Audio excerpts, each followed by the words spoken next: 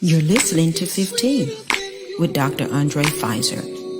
Conversations of courage, passion, and resilience. Now, on to the show. How you doing? I'm Andre Fizer, and welcome to another edition of 15 Conversations of Courage, Passion, and Resilience. We have a myriad of guests every Friday on this show, from comedians to kings to apostles, prophets to teachers to governors to strategists. But tonight we have a special guest.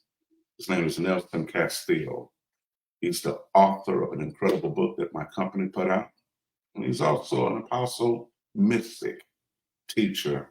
I call him archaeologist. Just bring him up. Nelson Castille. What's up, man? Hey, how are you? I'm good, man. I'm good. How's the family? All is well. Oh, awesome. Hey, dude, I know you have a lot of shows on and you say quite a bit of things on social media. The book, give us the name of your book. I was going to leave that to you. Yeah, so one of the books that I have out, my last project, Dr. Fizer helped me publish, is Fullness, Guide to Sonship and Mysticism. Awesome. It's a textbook, spiritual textbook. I myself am a jack of all trades. I do a little bit of everything, but everybody might not be called to all of that. But one thing I can guarantee is that no matter what area you might be called to, there's an area of my book that can help you understand that calling a bit better. Okay. Now, this is the thing I want to talk about. Now, I know the myriad of knowledge that you carry. We talk quite a bit, and we could throw a lot of things on the wall. We have a lot of continual thought. We have a myriad of different guests on the show tonight and viewers. Let's break down this terminology. What is a mystic? Now, Ooh, I like that. Oh, I'm Fizer. That's what I do. I'm Andre Fizer. But a lot of people, a lot of us, and I'm going to say us, I'm not going to separate us from other people because of knowledge or whatever. A lot of us, haven't been raised or grew up hearing mystic. And when we did hear the word mystic or mysticism, it had in some cases a voodoo or witchcraft or some sort of new agey feel. Mysticism. What is a mystic? What is that? Okay, I like this question. So the word mystic itself has many definitions. Very few have anything to do with witchcraft or witches. But it's an umbrella term. So there's three main definitions that, as I describe them, most people who might have been skeptical to the term might just found them a new word to identify themselves with. One of the definitions is someone who believes that they can actually know God. Okay. Another one is someone who believes that they can become one with their God. Okay. Another definition is someone who believes that they can access divine revelation or uncover supernatural secrets in some way, shape, or form. Mm-hmm. I remember reading years ago and experiencing that myself, that Jesus himself, or Christ, or what you call Yeshua, most of people, and I see a lot of this, the language, what's his name? So for the sake of connecting people emotionally to what we're going to talk about, I may dominantly use the name Jesus. I know you may not be with that, but for the sake of other people who are listening, let's bring people together to connect them to a common thought. Jesus or Christ or Yeshua himself was a mystic or is a mystic. And from what I know of him, it meant one who brought people directly to God himself. So when he shared or taught or brought an experience to his disciples, he was God in flesh. And when he taught them to pray, he said, when you pray, say, Our Father. He brought people into a direct connection to the Father himself, because at that time, there was a barrier. God was out there and you had to go through this and this. And so he embodied. Now, that's the awesome term of mysticism or mystic. You can know God. Now, some people can say they know God, they're still afraid of the terminology because most of us, there is a lot of spiritual knowledge that we put out there. How does that spiritual knowledge, which at times could be debatable, how does it affect the human experience? How does mysticism or being a mystic, or even the term that you use a lot with others, quantum, quantum. Let's get that term out the way, and I'm going to get back to this question. What is quantum? What is that? So quantum is a word that simply deals with the grid of electromagnetism. It's the grid of energy. Okay. So when someone's dealing with quantum physics, they're dealing with the behind the scenes energy flow of a thing, dealing with the essence and the energy beyond just the presentation. So now, quantum gets you to the breaker box. Now that's an awesome, wow. That's an awesome boom. How does that affect one's behavior, one's capacity to pay bills, one's capacity to handle life and their nerves? With all of the bigotry, not bigotry, but all the bigness of apostolic words, how does our regular nerves handle that? Because most people's decisions, most people's ups and downs are based on nerves. How I feel because you said this. How I felt because the job said this. How does all of these incredible quantum and mystical words handle the human condition in order for it to be easily grasped? Not just revelation, but realization. A lot of people have revelation, but no realization. How does that work together? So this is something that I've heard older people used to tell me this when I was a kid. They'd say, when you know better, you do better. Yeah. And that's how it works when you're dealing with authentic mysticism, is that you're stepping into a higher form of knowledge. So you actually find a better way to do all of those things. Okay. By tapping into the spirit, I now know how to love my wife a whole lot better than everybody else. Okay. Because I tap into a love that's uncommon. Okay. I tap into a compassion that then changes the way I view the world. So now I see more solutions than I see problems. Okay. Now how does one get, quote unquote, does someone introduce them to that? Because when knowledge is introduced by another, there is always a barrier of skepticism, or are you trying to, how does this knowledge invite its own self to your consciousness? Is it always inviting itself and we're not paying attention? Or does someone have to come to us and let us know how ignorant we are and you need to be doing this? Because all of a sudden people are offended when you introduce an option to them that hasn't been invited to them in their own spirit. I think it's a bit of both, where the option is always there. Like, one of the things that most people don't realize is how close they are to God. And mind you, if I haven't told you before, I steal one of your quotes all the time. Which one is that? I appreciate it. And if I'm close, let me send Christ, I'm too far. Yeah, let me send a basket. Send me a cash app. If you've been using it, I need that residual. The light bills that's coming. So I need residual. He says, if I'm close, I'm too far, which means that in reality, right? The truth is, not only are we filled with, but we're surrounded by, and we're made of God. Yes. So the truth doesn't change. What changes is our reality, how we choose to partner with that, if we choose to partner with that. And it can be a myriad of things that could trigger someone to realizing that. It could come by tragedy, a lot of people enter through tragedy. It could come through conversation, dialogue, even debate.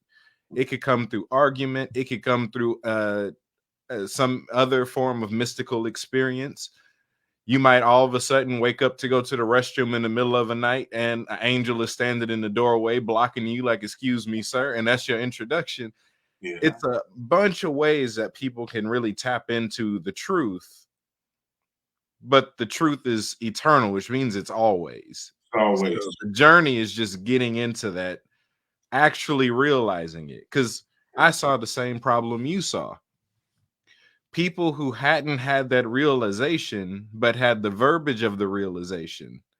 Because one of the things is when you actually carry the revelation, there's some degree of demonstration that follows. That's right. That's right. That's the deception of spirituality. I used to say that a lot in my classes. We learn the verbiage before ever experiencing the experience.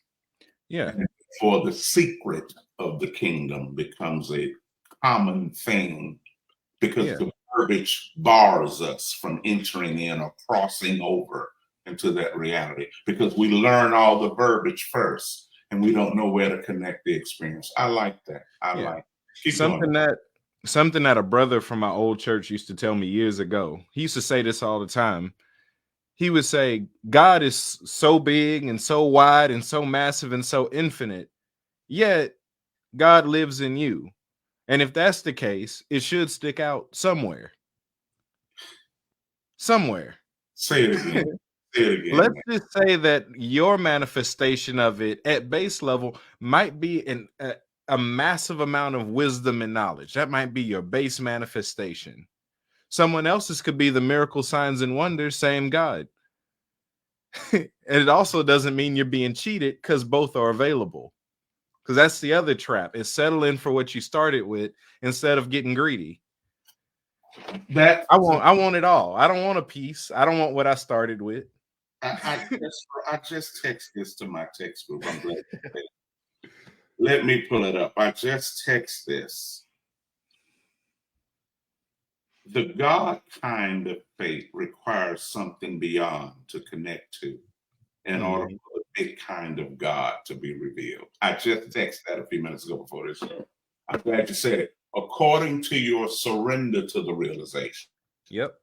Your disconnection of illusional reality. According to your degree of letting go of you determines the degree of the manifestation you manifest as the God you are. Yep. The way Enoch told it to me a few years back, you know, speaking of those mystical experiences. Hold on. Rewind it. You just threw that out there. Hold on. Oh, yeah. We have different guests on here now. Now let's rewind that now. And let's be considerate of who we have on here. Mm-hmm. You said as Enoch told you once. Yes. Now tell us who Enoch is. Who is Enoch? The figure that you read about in the Bible that didn't die. Who lived to be 365 and was taken away. Yeah. Mm-hmm. That guy's still around and stuff. And I had an encounter with him some years back. I want to say it was 2020. Okay. And one of the things that he shared with me, because it was more of a Q&A setting, and the original question was about angels, and he kind of ignored my question and answered pretty much all the questions I was getting ready to ask at the same time. He said, the only person you need to convince is yourself. Once it's real to you, everything else will follow suit. Most definitely. Now, the scriptures, historical scriptures say Enoch was the seventh of Adam. Mm-hmm. And it says that he lived 365 years and was not, for God had took him.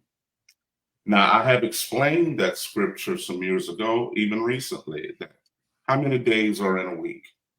7. Mm-hmm. How many days are in a year? 365.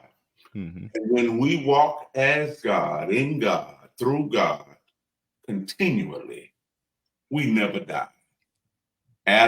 Enoch was the seventh man.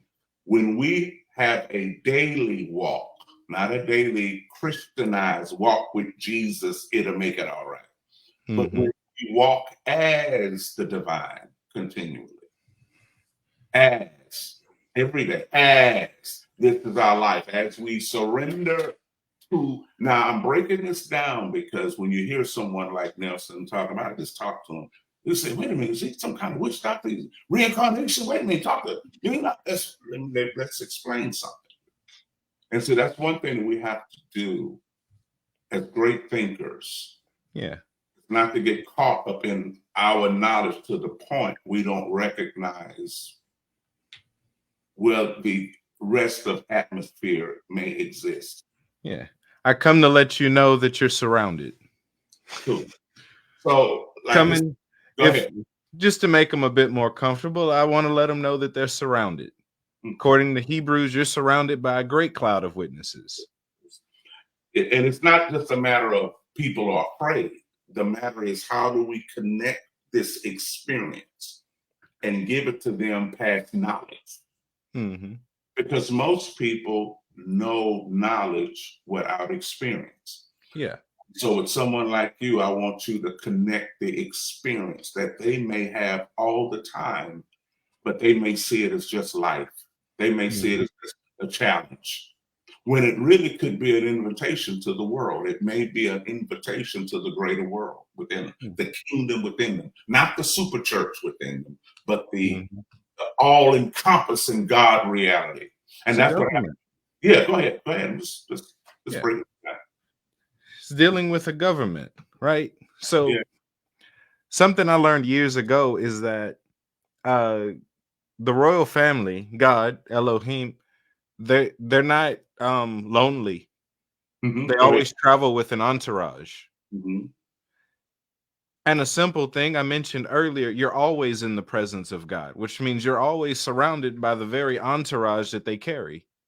That which is always around them, because you're in the midst of that, you're always in a crowd. I love that. Because most times when people think of God, they think of, I'm in the presence of something that's going to make me feel good because my mom died. I'm in the presence of a good feeling because I have no money in my light bills. And so I'm in the presence of hope. Most people never consider they're in the presence of a crowd. Because when you don't value or have come to value your identity or your inner deity as a powerful thing, if you look at your salvation as a simple insurance policy for heaven or hell, it's hard to consider I have a crowd around me. Because what I thought I received when I shook the preacher's hand and made a confession of, I'm sorry, dear Jesus, forgive me, Jesus, I thought I was getting my adultery and fornication and cigarette smoking forgiven. I didn't know there was a crowd involved. I didn't know that I'm awakening an inner deity, that I too am God and Christ in the earth. Oh, I didn't think about that. I'm Charlie's son. I'm Medea's daughter. God is our Father. Oh, he's just Heavenly Father for all Christians.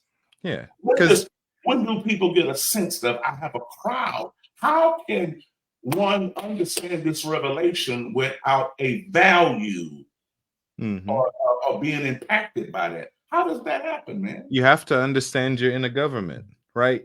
Even in a lousy government, like the U.S. government, right? Even our top tier politician, our presidents and vice presidents don't travel alone. Even they have a crowd. They call them the Secret Servicemen. At the very least, you could expect the Secret Servicemen to be with them everywhere they go. Everywhere. And that's for lousy government. They're not even that important when you really look at the spirit world. Yeah. Now imagine the king and the emperor of all existence. Yeah. How much more the entourage? You read Revelation, you read these other books, and it tells you about all the angels all around, the creatures here, the creatures there, the saints there. And you think that's far away. No, that's always happening around you if you choose to participate. If you choose, that's what I'm saying. What is it that calls us to let go of the illusional Christianity? because a lot of this is not just church related, it's house related. The church at large, or the four wall Sunday morning, didn't teach us, is not responsible for this. Home is responsible. Your culture is responsible. School, not just the church, the pastor. How does one connect government to something like this? Because even now, many of us don't even care about regular government to determine the importance of it in the spirit. It's almost like a good hypothetical connection to use when we're preaching the gospel. Like when you go to someone's church and you want to really wow them, you bring in the government and you break down these incredible things, and everybody's like, oh, wow. But they still emotionally and psychologically have not connected themselves to be a citizen of a greater world. It's always a citizen of, heaven is out there. But how does it affect economy, racism? What? Go ahead. See, I'm trying us to connect this into an experience where people can see it. So what people don't realize, because it's not taught this way. Something that you'll get from religion and tradition, regardless of the religion or the tradition, is terms with no origin. Okay. So even the word God is a governmental term. Yeah. It's a governmental thing. God fits the same description as like a patron. It's a philanthropist. It's someone who's taken responsibility over a region. That's why you call God Lord. Lord, where else do you hear the word Lord? Your landlord, the person who owns the territory and has claimed responsibility over that territory. You just happen to live in his lot or her lot. Likewise, a God is an owner of a property. It's a governmental position. God's not the people name. The Father's name isn't God. It isn't God. It's a governmental position, which means I have responsibility over a region. Well, what's another way to say responsibility over a region? Dominion. Yes. I have given you dominion. That means you have responsibility over a region. We're only talking government. That's right. And once you view it through government, all these missing links start to make sense. Before it's governmental, it's just stuff. It's just words, it's just phrases, it's just cliches. That's right. Oh, you're King of Kings, Lord of Lords, heaven. That sounds great. But if you don't know that that's governmental, you'll find a way to exclude yourself from it. You'll find your way to do it. So there is many years of unlearning and forgetting that must happen. A lot of things we must forget, not just stop using. Because if you haven't forgot it, you're going to use it again. That's why forgetting is so necessary when it comes to this. We have a master class coming up later. It's called The Power of Forgetting. Whatever we have not forgotten will still be used, or it will fight whatever we learn that's new. So there is a process of forgetting that must happen. How does one come to this conclusion where they must be trained to forget without being just pushed more knowledge in? How does the soul forget? In your capacity of teaching, how do you help people forget? This is where the sonship journey begins. Okay, let's go with it. It's a process, and it takes as long as it takes you. And let's bring it back. I'll stay with I'll play by the rules. Okay, we'll go to Exodus, that great departure they took from the land of Egypt, right? Yeah. They go through the water and they make it to the other side. Well, they're in the wilderness. It says they follow the pillar of cloud by day, pillar of fire by night. Well, I'm an anatomy specialist. If I don't do anything else, I understand anatomy, which means I understand the temple very well. You look at the structure of the temple. On one end, you have the brazen altar. There goes your pillar of fire. On the other side, you have your altar of incense. There goes your pillar of smoke. Well, what happens in the court that's between those two altars is school. This is the place where the sons are equipped. You're going to and fro the altar, and you don't leave till you graduate. You don't leave. Wait a minute. Hold on. This isn't George Bush's campaign. We leave kids behind in this class. Either you pass it or you stay there, right? Which means you can be 70 in pre-K. You can be 70 and never make it into the wilderness to even begin the processing, because the school doesn't follow natural laws. You don't leave till you graduate. We call it a crossover. You don't leave until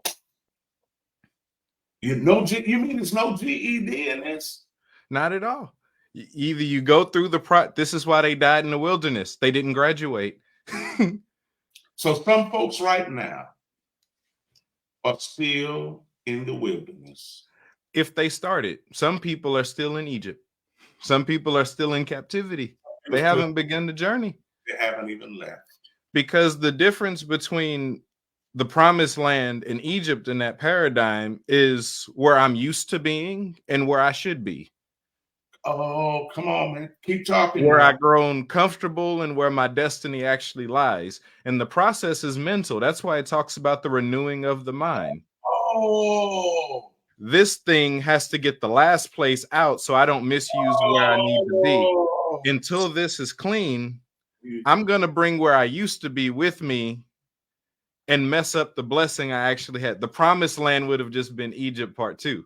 The next time the same thing in a new place.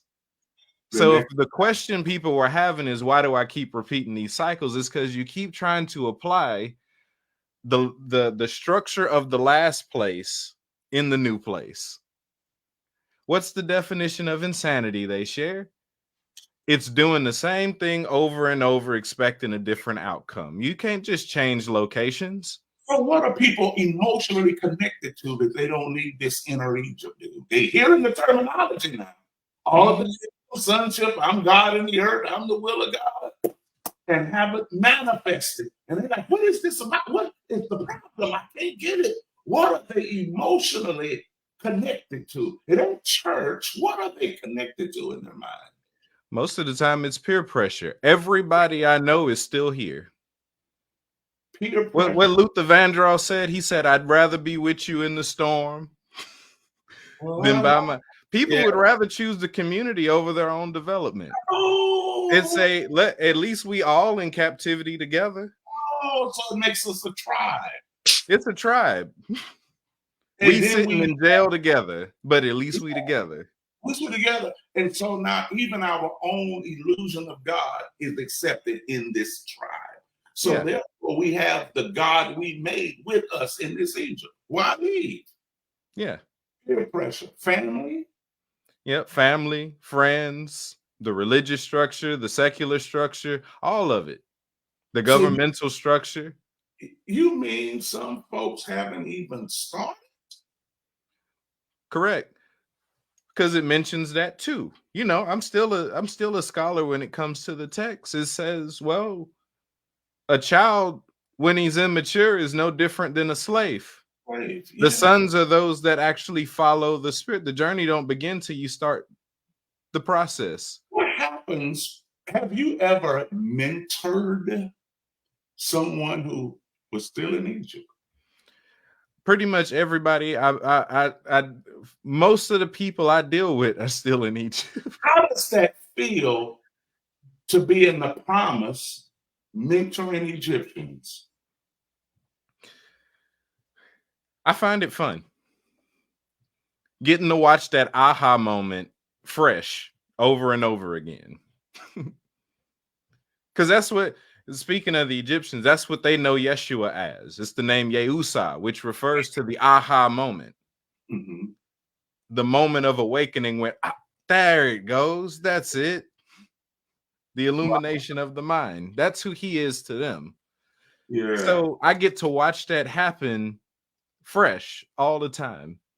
I get to watch the battle knowing, oh, the real thing is you're not ready to leave yet. You're not. You can stay where you're at.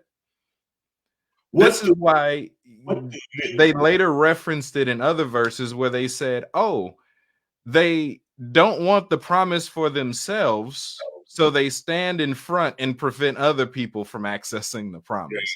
That's the only time it's problematic. Preventing other people from accessing the treasure that you resist. The only time it's problematic. If I don't want to benefit myself, I ain't got to benefit me. It's only problematic if I prevent the rest of y'all from benefiting because I'm afraid. Oh my God. Because I'm comfortable. That's the only time it's problematic. It's an actual battle, not of being saved, but being God. Yeah. Folks would rather be saved and feel entitled with God removing all the trash. Yeah. Fear becoming the essence of the divine nature. It's the difference between being spirit-led and spirit-filled. A lot of people have had spiritual experience. They might be born again. They might be spirit-filled. But if you don't step on the road, if you don't begin the journey, if you don't at least pass the brazen altar to at least be in the space, nothing to gain. But remember, they died in the wilderness. They died. Yeah, they died in the wilderness. They died in the process. But God, they died in middle school. Yeah, but God's faithful though. He's full of grace and stuff. Oh yeah. See, the royal family will still have relationship with you. They just won't do business with you. They just won't trust you with anything. They just won't what? They just won't trust you with anything. That is the most tragic thing, is to be around God and he gives you nothing to do. Yeah. That's what they're content with. I just want to worship at your feet. I just want to be around you. I just want to be where you are. I find out that's a lie all the time. When I see you again, Nelson, I'm going to hit you. Boy, this is something, because this sounds like knowledge between two elitist guys. Mm-hmm. But it's really an experience. This is where the real poverty and wealth is. My God. I came into this realization not because someone told me I was wrong in my theology. My theology had nothing to do with it. It was my thinkology, my meology, that changed my theology. Learning new theology does nothing if your thinkology and meology remains the same. You're still getting jumped by Philo and Theo. Yeah. So when I realized that I was more than what I assumed, that the nature of God was not ashamed of me, but I was actually the nature of God, that I was a byproduct of the wisdom of his greatest wisdom, like he came up with me. I was so emotionally ashamed, trauma-filled, saved now, Pentecostal now, spoken in tongues. But it was almost like Holy Ghost, and my real life was compartmentalization. Yeah, holiness is what happens maybe 4 hours a week. Yeah. And when I realized who I was to me, that's when it started. I said, wait a minute. Let's say I have a can of Sprite, and God is the Sprite. He's not the can, he's what's in the can. And then I get a cup and I pour what's in the can in a cup. I just poured God in a cup. And I realized when he breathed into my existence, God put God as me, which made me a living God. It didn't make me a Christian. It didn't make me a human being. Humanity created itself. God creates gods. God creates God. I tell people, if you have a baby dog, when a dog has a child, what is it? A puppy. When a fish has minnow, when a cow has something, what is it? A calf. Yeah. I say when a God has a child, what is it? No one knew what to say. They knew what animals produced when they were little. And I said, but when God makes a child, what is it? No one knew. It was like it was illegal to say a God. It was so common for animals, but uncommon with God. I shared this yesterday. The only difference between God and man is knowledge or the lack thereof. I saw that. The only difference. But we hate ourselves so much that we would rather be close to God than God. Do we hate ourselves? Now that one I'll blame on Christianity. Do we hate ourselves that much, man? Yeah, we're taught to. We're taught that it's our place in life. You are a lowly sinner. Your righteousness is as filthy rags. You can't do anything good. The Bible said that, though. That's our perception of ourselves. You were made in sin, shapen in iniquity. You know, God never said that about mankind. That's David writing R&B songs about his own life. You were shapen in iniquity. David was sitting in the back writing a diss track on his daddy, and we took that to be about us. Oh my God. My Lord. Do we hate ourselves that much? And maybe that's a shocker. I think it fits closer with the true opposite of love, which is fear. I think we're more afraid of ourselves than in hatred of ourselves. Oh, okay. What are we afraid of, though? What are we afraid of? Responsibility. Oh, Lord. Bridget, do you hear this? If I realize that I'm God, I now have to take ownership and responsibility of the nonsense that's happening around me. If I settle for just being around and about and the status and the verbiage, I could keep the verbiage and never be a solution because none of this is my responsibility. And I could just get people can get lynched in front of me. Hey, you know, turn the other cheek. Who cares? You know? Your wife watching. Rachel, are you watching? My God. You know, if I have, you know, that's a common answer I get from people because I talk to a lot of people and people will tell me, I don't want to ask, I don't want to look, I don't want to know because then I'll feel responsible. So most people are choosing ignorance and won't say it. I got enough people to be honest with me to say I will feel responsible if I know. Now that you told me that, I now feel responsible. And I'm mad at you. How do I forget? You know, what you were mentioning earlier. You got to forget. Yeah. So they use your strategies to try to undo the growth. They're like, I can't know this. Oh my God. I've had people tell me, oh, it's not what you say. I get angry seeing some of the things. It makes me uncomfortable because then I get upset that this is happening and that is happening. These are people telling me about race relations. Yeah. You know, they're like, oh, I don't want to hear about them using black babies as crocodile bait in Florida for hundreds of years. It makes me feel bad. Well, imagine how it felt when it was their baby. My God. We've been conditioned to take our head, you know, see no evil, speak no evil here. I won't see it. If I see it, I'm responsible, but I can't hear it. That means that we solve no problems. This is why generation after generation after generation deal with the same isms. I long for a day when all our problems are new. I want new problems. Raise so many people from the dead. We got to find out where to house these people. I want new problems. I want new problems. See, Marvel movies are prophesying better than us all. Did you see that?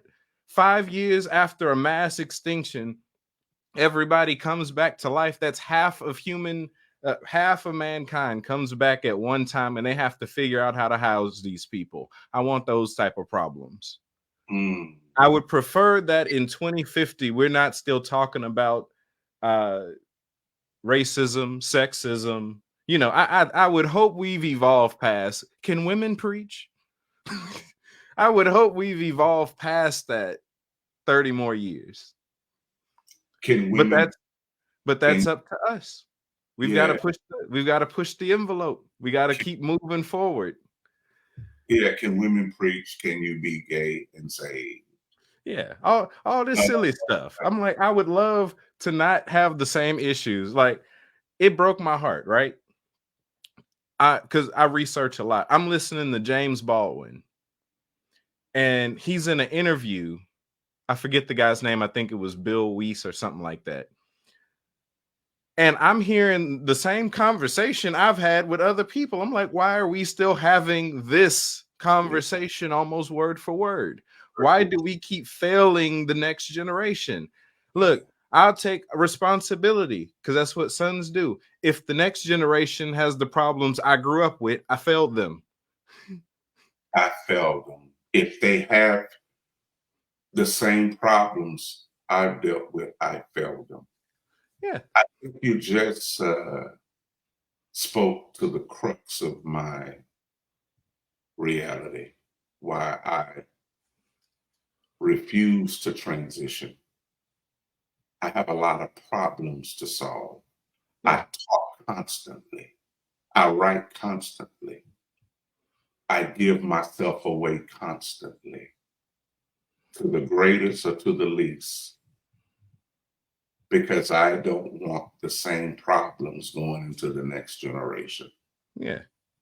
But as long as the value of the next is not realized by this generation, they're going to repeat the problem. Because, like you said, they haven't left the school. Mm-hmm.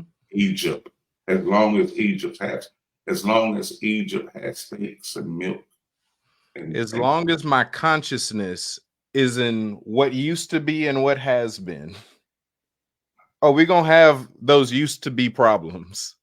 We're gonna have the same problem because same consciousness. It's the old mindset. They call it the old man. You know, I grew up Southern Baptist. They say the old man. So the old man ain't just you having sex, unmarried, and smoking. The old man is anything that's not my spiritual journey. Oh, I thought the old man was fornication and cussing. Could be. But the old man is really the old consciousness. The old consciousness. Yeah. Consciousness. And when I realized that the difference was either you're in a spiritual journey, being led by the spirit, engaging the spirit regularly, or you're not, I realized, shoot, almost everybody I know lost. Minus a few. That's what. So lost don't have nothing to do with fire. It has to do with wandering. Yeah. Okay. They over here trapped in a delusion. Don't even realize they in captivity. They grew up in it. And they're accustomed to it. You don't know you missing out if the last 3 generations before you didn't know that they had it. They didn't even know they was missing out on nothing. Oh my God. How has this? You know, right now we die at 50, 60, 70, maybe 80. One of my favorite actresses, Maggie Smith, died today. She was 89. That seems about regular, right? No. We've gotten so used to a lower consciousness, we think it's okay to die in our 80s. The promise is the bare minimum of the promise is way back with Methuselah in the 900s. Yeah. Way back with Enoch, he's still alive. Elijah's still alive. Yeah. That's the real life we're meant to live. Wow, but we've gotten so accustomed till it's comfortable. We've sanctified it. Whatever we sanctify happens, regardless of quality. Whatever we legalize happens. The collective consciousness of humanity is the only democracy that works 100%. We vote every day and don't know it. My God. We get what most of us want. So when I see you, I'm going to hit you. And then I understand it. I said that about Dr. O. I read one of his books. I said, I got to take a trip to Venice and bring some boxing gloves because he can't keep getting away with this. Yeah. Before we go, man, what has happened to your relationships? Have you had this grown-upness within your relationships because of the journey and the space you're walking? You're not just knowing this, you're living this. Has this had a negative effect on your relationships? I'd say it had a necessary effect on my relationships. What kind? A necessary. Okay, so I thought you said necessary. I said that's a cool word. I might use that. Necessary. Well, I guess you didn't say it. I guess it's mine. It's had a necessary effect on it. Meaning that because my resolve has always been with my journey from the moment I started. I don't have the story which matched a lot of Christian testimonies where they heard God call them and then they ran for 20 years and then they went back and now they usher at the door and then this is their life's mission. No, I heard God and then that was it for me. And it's been an uphill journey from there. Whatever didn't come with me got left. Oh, whatever was on the way got picked up. Come on. Okay. So you want to be this. Yeah, this is just my life. Who you are now, you want to be. You know, we was talking about that. Most of us hear teachings on becoming something we innately don't want to be. I was musing about that earlier while I was driving, because it comes down to the sense of being owed. A lot of people, so, you know, what better example than the Black experience in America? A lot of us got tricked into wanting something or desiring something we actually don't want, because we watched what our oppressors did with our exploitation, and we thought we were owed that on the other side, which is why we end up unfulfilled on the other side of it. Oh, you have Black millionaires, Black billionaires that hate their life because they have what they thought they wanted, but it's not what they actually wanted. I'll make it simple. What you want is what you tried to do as a kid. Thank you. Where's my name? Bridget, what? Brother, I wrote that in my first book, 365. Destiny mentored us as children in the form of imaginary playthings that we played. Mm-hmm. Destiny was always with us. Destiny was always, if you want to know what you were born to do, go back to when you were a kid.